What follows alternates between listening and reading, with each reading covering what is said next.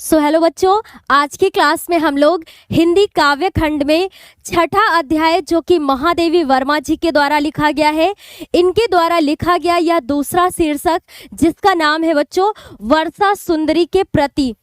ये महादेवी वर्मा जी के द्वारा लिखी गई एक कविता है बच्चों, जिसमें इन्होंने वर्षा ऋतु को एक आकर्षक और कल्याणकारी सुंदर नायिका के रूप में चित्रित किया है। तो कुछ ऐसा ही हमें सारे पद्यांशों में देखने को मिलेगा बच्चों। तो इस क्लास को पूरा जरूर देखिएगा, क्योंकि इसमें वर्षा सुंदरी के प्रति जितने भी महत्वपूर्ण पद्यांश होंगे इस शीर्षक में, उनको आज की क्लास में हम लोग कंप्लीट करेंगे बच्चों। और ये लगातार आपकी परीक्षा में पूछे भी गए हैं और यहाँ से प्रश्न बनेगा जरूर। पद्यांश आपको आपकी परीक्षा में अवश्य देखने को मिलेगा, इसलिए आज की क्लास को पूरा जरूर देखिएगा। और चलिए अपनी क्लास को स्टार्ट करते हैं और देखते हैं कि हमारा पहला पद्यांश आखिर कौन सा है। तो इसमें हम लोग जब पद्यांश करेंगे बच्चों, जैसा कि सारी क्लासेस में करते आए हैं, कि हम लोग सबसे पहले इसका संदर्भ देखेंगे पद्यांश का, उसके बाद हम लोग उससे कैसे व्याख्या करेंगे उसको देखेंगे, और उस पद्यांश से संबंधित किस प्रकार से अलंकार आएगा उसको पहचानेंगे, वह भी देखेंगे साथ साथ में। तो चलिए अपनी क्लास को स्टार्ट करते हैं और देखते हैं अपना पहला पद्यांश बच्चों। यहाँ पर तो ये है हमारा पहला पद्यांश, वर्षा सुंदरी के प्रति महादेवी वर्मा जी के द्वारा लिखा गया यह शीर्षक। तो इस पद्यांश में बच्चों सबसे पहले हम लोग क्या करेंगे कि जितने भी कठिन इसमें शब्द आए हैं उनके अर्थ को देखेंगे, साथ साथ में लाइन टू लाइन इनका अर्थ जानते चलेंगे, जिससे आपको आसानी होगी बच्चों कि कैसे आप अपने शब्दों में व्याख्या कर सकते हैं। आपको रटने की बिल्कुल भी आवश्यकता नहीं होगी, बस धैर्य बनाकर आप एक बार मेरे साथ पढ़िएगा जरूर, हमारी बातों को ध्यान से सुनिएगा कि आखिर इस पद्यांश में क्या बोला जा रहा है, और एक बार अर्थ जानने के बाद कैसे हम लोग अपने शब्दों में व्याख्या कर सकते हैं। तो चलिए अब सबसे पहले हम लोग स्टार्ट करते हैं। क्या है बच्चों? रूपसी तेरा घन केश पास। बहुत ही इंपॉर्टेंट ये पद्यांश है बच्चों, ठीक है, आपके इस चैप्टर में। तो रूपसी तेरा घन केश पास, इसमें अभी आपको बताया बच्चों कि महादेवी वर्मा जी के द्वारा इस पूरे शीर्षक में वर्षा ऋतु को एक आकर्षक और कल्याणकारी सुंदर नायिका के रूप में प्रस्तुत किया गया है, जिसमें वर्षा ऋतु की सुंदरता को प्रस्तुत करते हुए महादेवी वर्मा जी कहती हैं कि देखिए बच्चों, रूपसी का अर्थ क्या होगा बच्चों? वर्षा सुंदरी। तो रूपस यहाँ पर सुंदरी के लिए प्रयुक्त हुआ है, ठीक है। क्या बोलेंगे बच्चों? सुंदरी, ठीक है, सुंदरी। तो रूपसी का अर्थ होगा यहाँ पर सुंदरी, यानी कि वर्षा सुंदरी की बात की जा रही है बच्चों यहाँ पर। तेरा घन केश पास, घन मतलब क्या होता है बच्चों? बादल। और केश पास की बात करें तो देखिए यहाँ साथ साथ में हम लोग जितने भी कठिन शब्द आएंगे उनको लिखते चलेंगे, देखते चलेंगे, तभी आपको आसानी होगी समझने में। तो केश पास का अर्थ होता है बच्चों बालों का समूह, या बोले तो बाल भी बोल सकते हैं यहाँ पर, ठीक है। तो केश पास का अर्थ होगा बालों का समूह। इतनी अभी पहली लाइन में कोई भी समस्या नहीं। तो क्या बोला जा रहा है कि प्रस्तुत पद्यांश में महादेवी वर्मा जी वर्षा ऋतु की सुंदरता को प्रस्तुत करते हुए कहती हैं कि रूपसी मतलब हे वर्षा सुंदरी, तेरे घने बादल के समान बाल, श्यामल श्यामल कोमल कोमल, मतलब हे वर्षा सुंदरी, तुम्हारे घने बादल के समान बाल, श्यामल मतलब काले काले, और कोमल कोमल मतलब समझते हैं आप बच्चों कोमल, है ना। तो तेरे बाल अत्यधिक श्यामल और कोमल प्रतीत हो रहे हैं, मतलब जो कि देखने में अत्यधिक क्या लग रहे हैं? सुंदर लग रहे हैं। तो यहाँ तक तो बहुत इजी है बच्चों, ये दो लाइन का एक साथ अर्थ समझते हैं कि महादेवी वर्मा जी कहती हैं कि हे सुंदरी, हे वर्षा सुंदरी, तेरे घने यानी बादल के समान बाल अत्यधिक श्यामल और कोमल प्रतीत हो रहे हैं, जिससे वो देखने में क्या लग रहे हैं? अत्यंत सुंदर नजर आ रहे हैं। तो यहाँ तक कोई भी समस्या नहीं। अगली लाइन देखिए, लहराता सुरभित केश पास। सुरभित मतलब होता है बच्चों सुगंधित, ठीक है। तो तुम्हारे केस पास मतलब ये जो बालों के समूह सुगंध से युक्त लहराते नजर आ रहे हैं। तो इस लाइन में भी कोई समस्या नहीं। अगली लाइन क्या है बच्चों, सुनिएगा बस ध्यान से।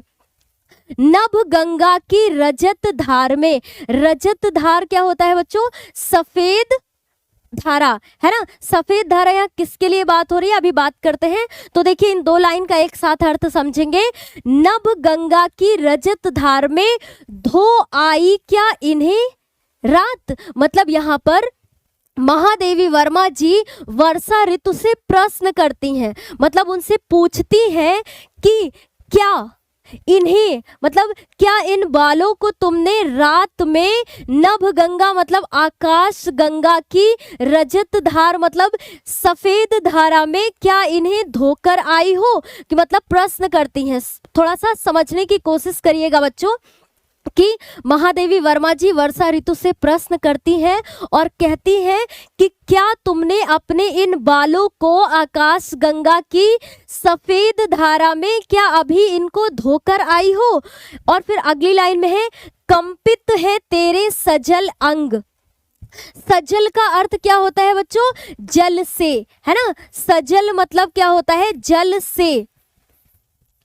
तो कंपित मतलब कांप रहा है, तेरे सजल अंग मतलब सजल जल से भीगा हुआ तुम्हारा अंग जो है मतलब जो शरीर है वो क्या हो रहा है बच्चों, कांप रहा है। सिहरा सा तन है सद्य स्नात, है ना। सद्य स्नात का मतलब ये होता है बच्चों कि तुरंत स्नान किया हुआ। क्या होता है, तुरंत स्नान किया हुआ। अब यहाँ पर सुनिएगा ध्यान से, पहले मैं इसको लिख देती हूँ जितने कठिन शब्द आए हैं यहाँ पर।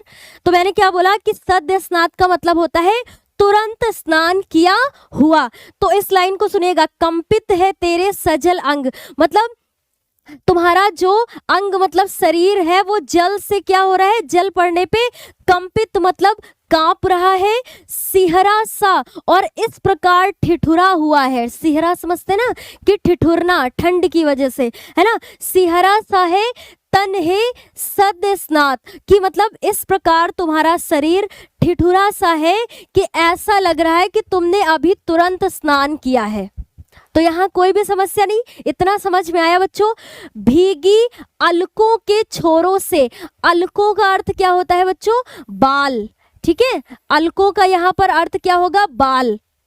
तो भीगी अलकों के छोरों से मतलब भीगे बालों के छोरों से मतलब कोनों से, ठीक है। कोनों से चूती बूंदे कर विविध लाश, विविध मतलब क्या होता है बच्चों, विभिन्न प्रकार के। और लाश का यहाँ पर अर्थ होगा नृत्य। क्या होगा बच्चों, नृत्य, ठीक है। तो यहाँ पर कहने का मतलब है कि तुम्हारे भीगे हुए बालों के छोरों से मतलब कोनों से बूंदे बूंदे विविध मतलब विभिन्न प्रकार के नृत्य करते हुए भू मतलब धरती पर क्या हो रही हैं, गिरती नजर आ रही हैं। तो यहाँ तक कोई भी समस्या नहीं। रूपस तेरा घन केस पास, और रूपस मतलब हे वर्षा सुंदरी, तेरा घन मतलब घने बादल के समान बाल अत्यंत सुंदर नजर आ रहे हैं। तो यहाँ तक कोई भी समस्या नहीं, बहुत ही सरल शब्द है बच्चों। एक बार जितने कठिन शब्द आए, केस पास का मतलब आपको बताया कि बालों का समूह, और रूपस यहाँ सुंदरी के लिए प्रयुक्त हुआ है मतलब वर्षा सुंदरी के लिए प्रयोग किया गया है बच्चों। और सजल मतलब होता है जल से, और सद्य स्नान स्नात का मतलब होता है बच्चों तुरंत स्नान किया हुआ। और अभी हम लोगों ने बात किया कि लाश का मतलब क्या होता है, नृत्य, और विविध मतलब विभिन्न प्रकार से, अलकों का अर्थ होता है बाल। तो जितने कठिन शब्द आए उनको एक बार हम लोगों ने देख लिया, और हर एक लाइन का आपको अर्थ भी समझ में आ गया होगा। तो अभी जब हम लोग इसकी व्याख्या देखेंगे तो आपको और भी ज़्यादा क्लियर हो जाएगा। तो चलिए आप देखते हैं कि इसका हम लोग संदर्भ कैसे करेंगे। संदर्भ में बात करें बच्चों तो देखिए, प्रस्तुत पद्यांश हमारी पाठ्य पुस्तक हिंदी के काव्य खंड के वर्षा सुंदरी के प्रति शीर्षक से उद्धृत है, मतलब लिया गया है। और इसकी रचयिता यानी कवित्री कौन है बच्चों, महादेवी वर्मा जी हैं।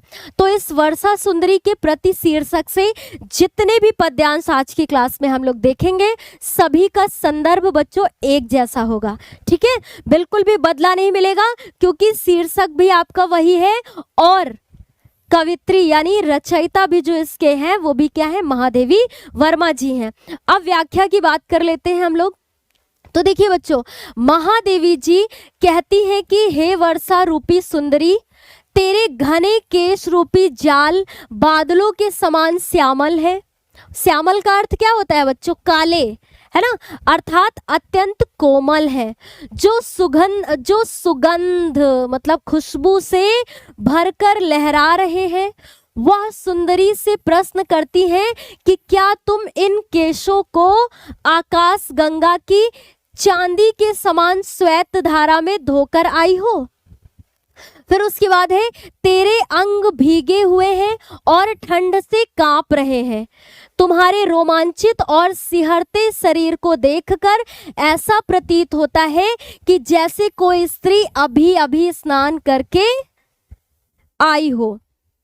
तेरे भीगे हुए बालों की लटों से जल की बूंदें टपक रही हैं, जो नृत्य करती हुई सी प्रतीत हो रही हैं।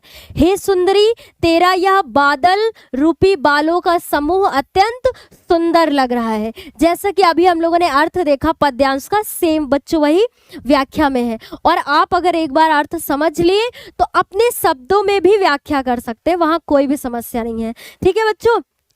अब इसमें अलंकार कौन सा आया है, तो रूपस तेरा घन केश पास। यहाँ पर रूपस मतलब वर्षा ऋतु को, है ना, यानी वर्षा सुंदरी को घन मतलब घने बादल के समान उसके बालों को बताया गया है, ठीक है, में बादल रूपी घने बालों के समूह का वर्णन किया गया है, जिस कारण बच्चों यहाँ पर क्या है, रूपक अलंकार है, मतलब यहाँ पर उसी का रूप बताया गया है, ठीक है बच्चों। तो यहाँ समझने में कोई भी समस्या नहीं है आपको। तो चलिए अब चलते हैं अपने अगले पद्यांश पर। तो इस पद्यांश से हम लोगों ने देखा कि संदर्भ, व्याख्या और अलंकार। अब हमारा जो अगला पद्यांश है बच्चों वो क्या है, यहाँ देखिएगा, उच्छ्सित वक्ष पर चंचल है बक पातों का अरविंद हार, ठीक है। इनमें सबसे पहले हम लोग कठिन शब्द देखेंगे। तो उच्छ्सित का अर्थ क्या होता है बच्चों, दीर्घ या लंबी बोल सकते हैं, ठीक है, लंबी सांस।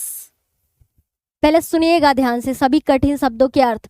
तो लंबी सांस या दीर्घ सांस भी कह सकते हैं उच्छ्सित का अर्थ, ठीक है बच्चों। और वक्ष समझते हैं ना, वक्ष स्थल यानी सीना या छाती पर, चंचल मतलब क्या होता है बच्चों, चलायमान है, ठीक है।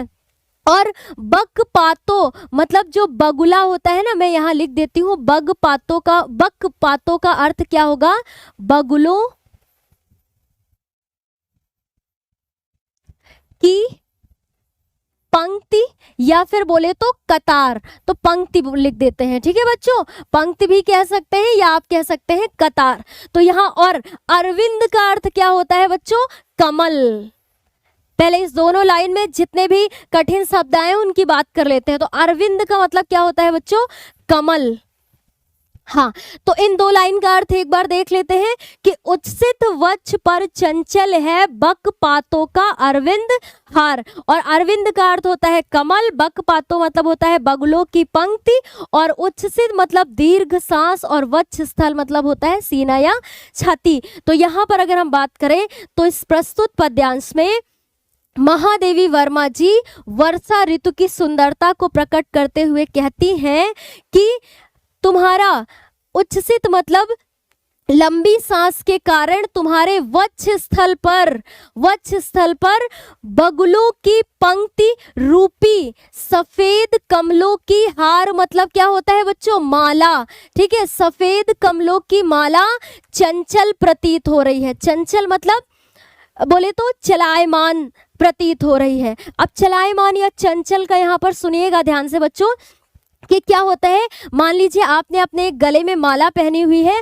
और जब आप अंदर को सांस लेंगे तो आपका जो वक्ष स्थल है वो फूलेगा, जिसके कारण माला भी क्या होगी, उठेगी। और जब आप बाहर को सांस निकालेंगे, है ना, बाहर को सांस निकालेंगे तो वो क्या होगी, अंदर की ओर होगी, मतलब हिलती डुलती नजर आएगी जब आप सांस लेंगे तब, और जब आप सांस बाहर निकालेंगे तब। तो यहाँ पर चंचल का अर्थ समझ में आया कि किस लिए बात हो रही है।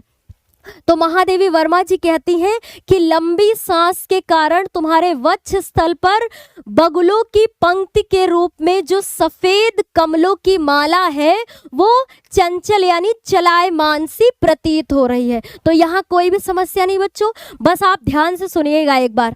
अब क्या है, तेरी निश्वासे छू भू को, और भू का अर्थ क्या होता है बच्चों, पृथ्वी या धरती की बात करें। निश्वासे मतलब तेरे मुख से निकली हुई बूंदे, है ना, मुख से निकली हुई बूंद के समान जो सांसें हैं, जब भू मतलब पृथ्वी को छू मतलब स्पर्श करती हैं तो मलयज का अर्थ होता है बच्चों सुगंधित। क्या होता है, सुगंधित। और बयार मतलब क्या होता है बच्चों, हवा। बयार का मतलब क्या होता है, हवा। तो यहाँ पर कहने का मतलब है कि जब तेरे मुख से निकली हुई बूंदों के समान सांसें पृथ्वी को स्पर्श करती हैं तो सुगंधित हवा चलने लगती है, बन जाती मतलब बहने लगती है, या बोले तो चलने लगती है। सुगंधित हवा, मलयज का अर्थ होगा बच्चों सुगंधित, और बयार का मतलब होगा हवा। मलय का अर्थ जानते हैं क्या होता है आप, मलय मतलब होता है बच्चों चंदन। तो ऐसा लगता है कि चंदन के पर्वत से सुगंधित हवा बहने लगती है या आने लगती है। तो यहाँ पर ये कहने का मतलब है, ठीक है बच्चों। तो मलय मतलब होता है चंदन और मलयज मतलब होता है चंदन की खुशबू, यानी सुगंधित खुशबू की बात हो रही है, ठीक है, सुगंधित खुशबू या बयार हवा चलने लगती। अब आगे सुनिए ध्यान से, क्या है, केकी रव की नूपुर ध्वनि सुन। केकी रव मतलब होता है मोर की ध्वनि। केकी रव मतलब क्या होता है बच्चों, मोर की ध्वनि। अब सुनिएगा ध्यान से, मोर की ध्वनि। और यहाँ पर हाँ, और नूपुर का अर्थ क्या होता है बच्चों, कहाँ मैं लिखूं इसको ताकि आपको कोई समस्या ना हो, यहाँ लिखती हूँ, ठीक है। नूपुर का अर्थ होता है बच्चों घुंघरू। क्या बोला, घुंघरू, ठीक है। तो अब सुनिएगा, केकी रो की नूपुर ध्वनि सुन और तुम्हारे आगमन से, आगे क्या कहते हैं कि महादेवी वर्मा जी कहती हैं कि तुम्हारे आगमन से मोरों की सुंदर ध्वनि सुनकर ऐसा प्रतीत होता है कि तुम्हारे पैरों में बंधी हुई घुंघरू की आवाज सुनाई दे रही है। तो कोई भी समस्या नहीं है, थोड़ा सा अपने से भी ऐड करना होता है और उसको समझना होता है, लेकिन जितने कठिन शब्द आए बस उनको ध्यान दीजिएगा। जगती जगती की मूक प्यास। अब यहां सुनिएगा बच्चों, जगती मतलब संसार की, प्रेम रूपी, मूक मतलब क्या होता है बच्चों, मौन, ठीक है।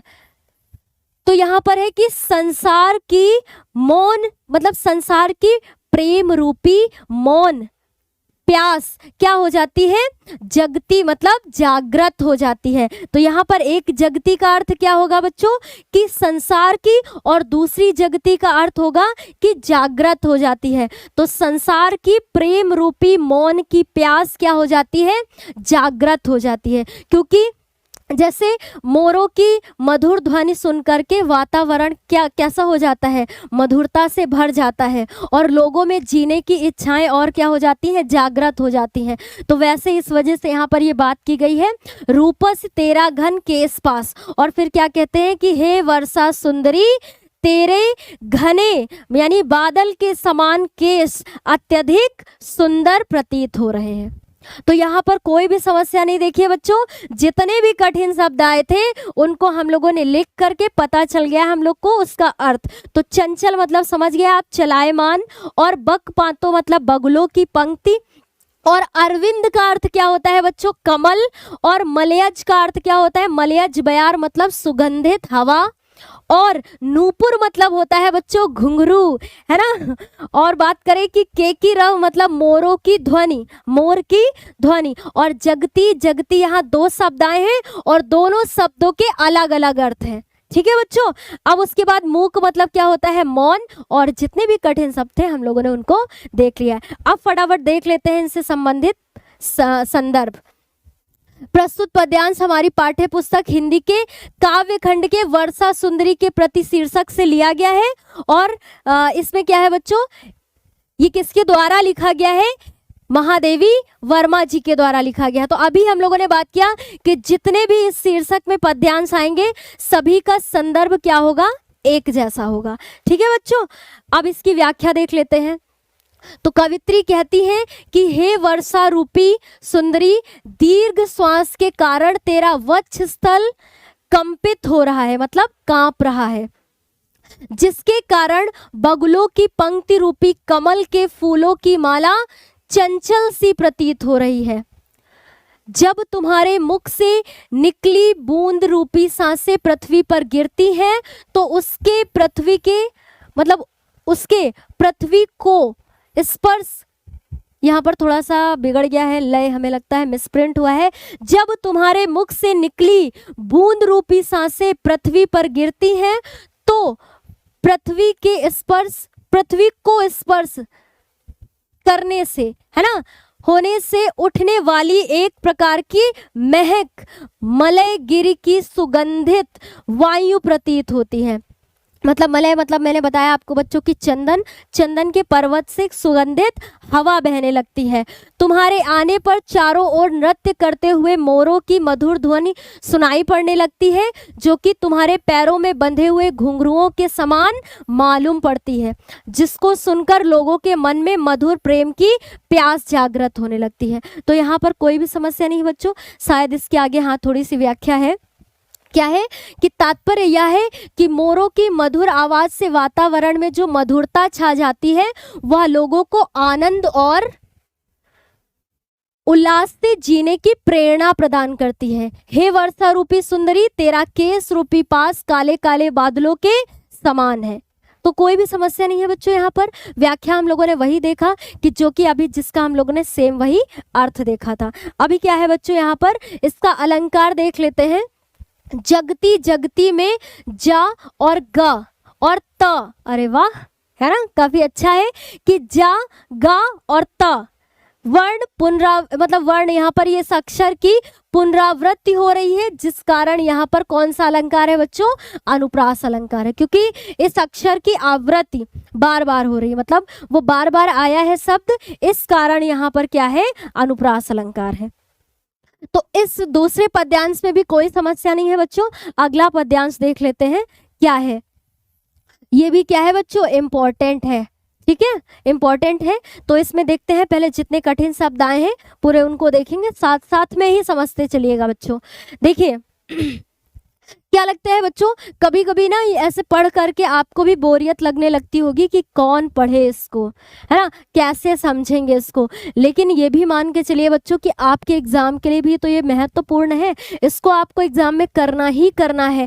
2 पद्यांश आएंगे, आपको एक जरूर करना होगा। और अगर अभी थोड़ा सा आपने समय निकाल करके ध्यान से इनको सुन लिया तो आपको कोई भी समस्या नहीं होगी। वैसे भी आज हमारा थोड़ा सा गला भी खराब है, जुकाम भी था, फीवर भी था साथ साथ में बच्चों, लेकिन फिर भी मैंने ये क्लास ली कि जल्दी से जल्दी आप सभी का कोर्स कंप्लीट कर सके, फिर बाकी बचे हुए समय में रिवीजन कराया जा सके। ठीक है बच्चों, आप सुनिए, देखते हैं इस पद्यांश में क्या है।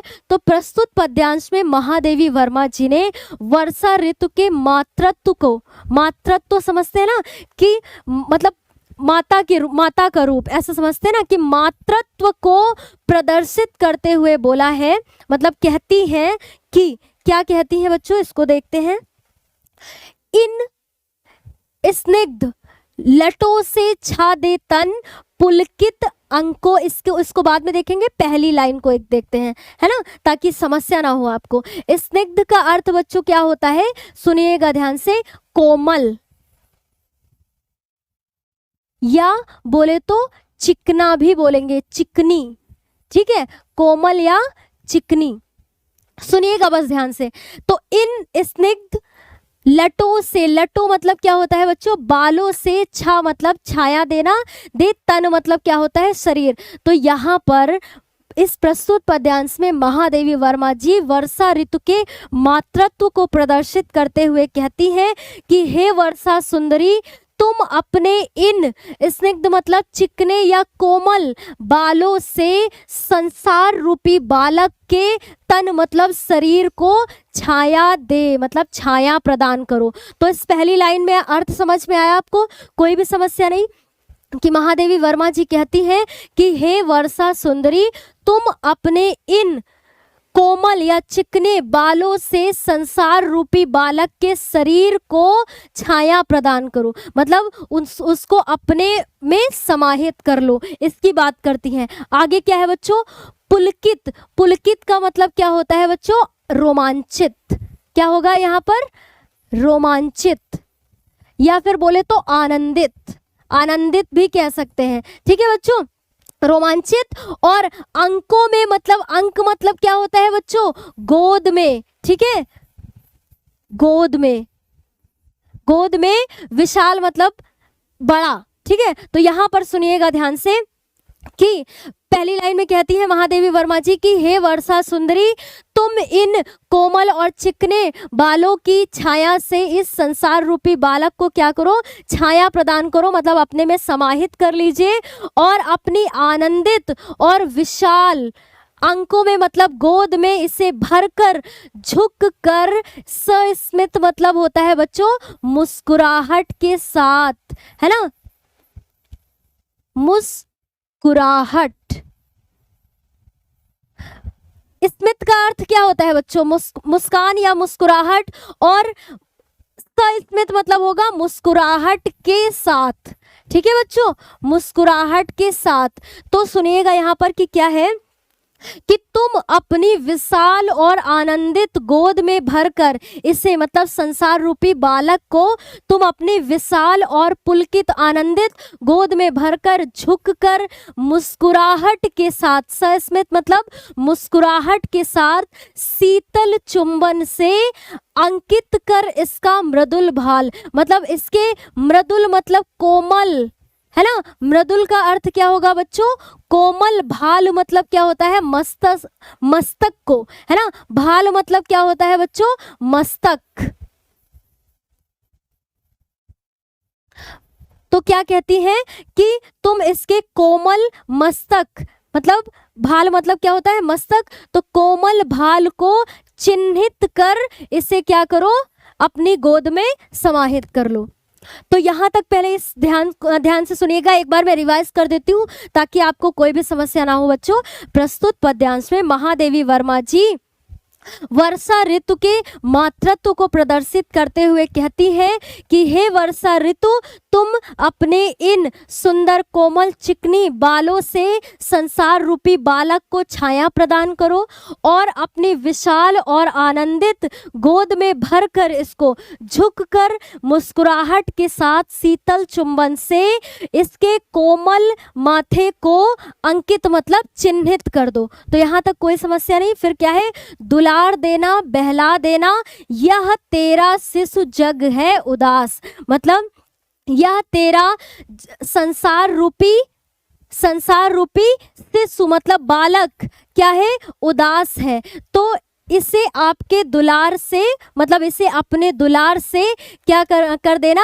बहला देना, कि मतलब ये तुम्हारे दुलार से क्या होगा? बहल जाएगा और अपने उदासीपन को भूल जाएगा। तो कहने का मतलब यह है बच्चों। फिर रूपस तेरा धन घन होगा यहाँ पर। ठीक है बच्चों, घन केश पास कि मतलब हे वर्षा सुंदरी, तेरे घने बादल के समान केश पास मतलब बालों का समूह अत्यंत सुंदर नजर आ रहा है। तो ये लाइन हमें हर पद्यांश में देखने को मिली। तो यहाँ से आपको ना परीक्षा में आसानी होगी पहचानने में भी कि हाँ, ये महादेवी वर्मा जी के द्वारा लिखा गया शीर्षक है वर्षा सुंदरी के प्रति। अब आगे इसका संदर्भ देख लेते हैं बच्चों, जो कि एक जैसा ही होगा कि काव्य खंड के वर्षा सुंदरी के प्रति शीर्षक से लिया गया है और इसकी रचयिता यानी कवित्री कौन है बच्चों? महादेवी वर्मा जी हैं। अब व्याख्या देख लेते हैं फटाफट। कवित्री वर्षा रूपी सुंदरी से आग्रह करती है कि हे वर्षा सुंदरी, तुम अपने कोमल बालों की छाया में इस संसार रूपी अपने शिव को समेट लो शिशु को समेट लो, उसे अपनी रोमांचित और विशाल गोद में रखकर उसके मस्तक को मुस्कुराहट के साथ चूम लो।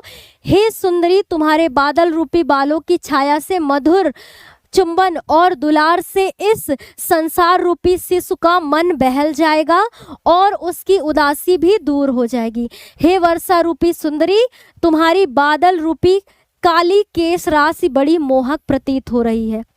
सेम वही देखा बच्चों जो अभी हम लोगों ने अर्थ समझा पद्यांश का, तो कोई भी कठिनाई नहीं है मेरे ख्याल से। आपको एक बार बस सारे पद्यांश को ध्यान से समझ लीजिए, आपको कोई भी समस्या नहीं होगी बच्चों, आप आसानी से अपने शब्दों में व्याख्या कर सकते हैं। अब यहाँ पर देखिए अलंकार शिशु जग में, शिशु जग ये जो शब्द आया था अभी हम लोगों ने पद्यांश देखा, में उपमेय में उपमान का आरोप है, इसीलिए यहाँ पर कौन सा अलंकार है बच्चों? रूपक अलंकार है।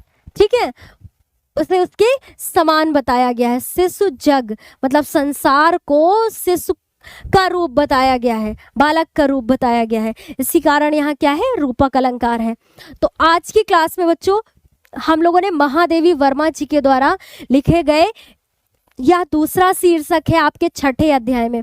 तो हिंदी काव्य खंड में बच्चों, हिंदी काव्य खंड में ये आपका छठा अध्याय था, जिसमें इनके द्वारा कितने शीर्षक लिखे गए थे बच्चों? 2 शीर्षक लिखे गए थे, है ना, महादेवी वर्मा जी के द्वारा।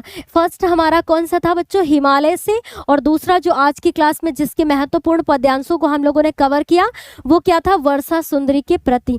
जितने भी महत्वपूर्ण पद्यांश थे आज की क्लास में हम लोगों ने कर लिया है, यही मोस्ट इंपॉर्टेंट है आपके एग्जाम के लिए, इनको तैयार कर लीजिए, बहुत ही ज़्यादा आपके लिए हेल्पफुल होंगे। ठीक है बच्चों, तो आज की क्लास में इतना ही, मिलते हैं अगली क्लास में। ऐसे ही पर डे आप मेहनत करते रहें, एक एक करके अगर पद्यांश को तैयार करते रहेंगे तो आपको कोई भी समस्या नहीं होगी एग्जाम के लिए, क्योंकि हर सब्जेक्ट के लिए अगर समय निकालते हैं तो थोड़ा सा समय हिंदी के लिए भी निकालिए, जो कि आपके लिए बेहद ज़रूरी है। तो आज की क्लास में बच्चों इतना ही, bye bye, take care, thank you.